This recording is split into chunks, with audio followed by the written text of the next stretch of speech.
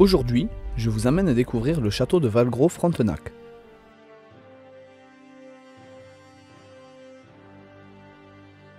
Dès notre arrivée, nous apercevons un immense et magnifique château aux façades blanches, et une première question me vient à l'esprit. Pourquoi ce château aussi beau est abandonné? Pourquoi est-il dans cet état? Quelle est donc son histoire?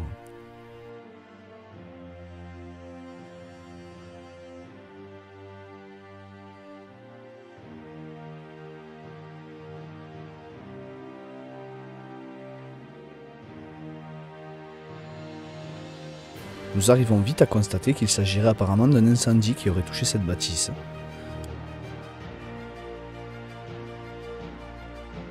Les poutres restantes sont noires, à l'intérieur il ne reste plus que des gravats, des déchets d'anciens squats et des tags.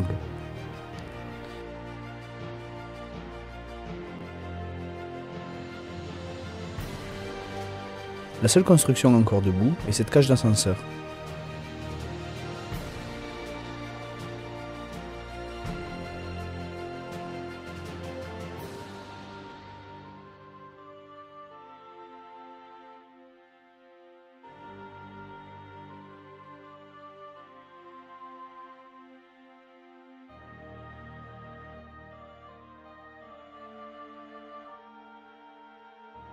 Mais qu'est-il réellement arrivé au château de Valgros? Revenons un peu sur son histoire. Le château de Valgros, rebaptisé par la suite château de Frontenac, se situe dans le sud de la France, et plus exactement dans le département de l'Aude, à quelques kilomètres de la cité de Carcassonne. Datant de la fin du XIXe siècle, le château de Valgros fut construit vers 1860 dans un style romantique Napoléon III, par M. Joseph-Étienne Charles Fargue Dupigné. Le château fut revendu par la suite à M. Eugène Fabre, c'est son fils Aristide Fabre alors qui en a hérité, et l'aurait légué à son tour à sa fille, une certaine Madame Piquet. À la mort de celle-ci, en 1922, le château appartiendra définitivement à la famille Piquet de par ses successeurs. Le château connut alors quelques années paisibles, jusqu'en 1987. À cette date, le château a été vendu à une société hollandaise qui avait pour projet d'y aménager 32 appartements et 10 chambres de luxe, intégrant un terrain de golf, des cours de tennis, une piscine, un restaurant, ainsi qu'un terrain de football. Mais le rêve de ce projet colossal s'est brutalement arrêté pendant la nuit du 25 octobre 2005, lorsque le château fut la proie d'un incendie ravageur, l'un des plus grands jamais recensés dans l'Aude. Les enquêteurs en avaient conclu que ce premier incendie était criminel. Plusieurs personnes avaient été poursuivies par la justice pour escroquerie et blanchiment d'argent, à la destruction par incendie du château et condamnées à des amendes allant jusqu'à 1,5 million d'euros.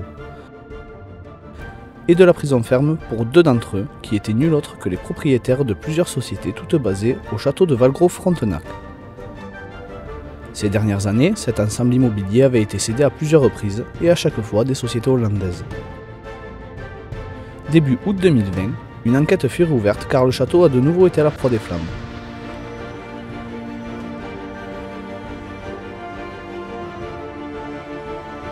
Aujourd'hui, quelques légendes urbaines tournent autour de ce château et attirent toujours les curieux et passionnés d'urbex. Il ne reste plus que des décombres, et la beauté d'un château toujours debout aux façades d'un blanc immaculé, témoin du temps et de l'abandon du patrimoine contemporain français.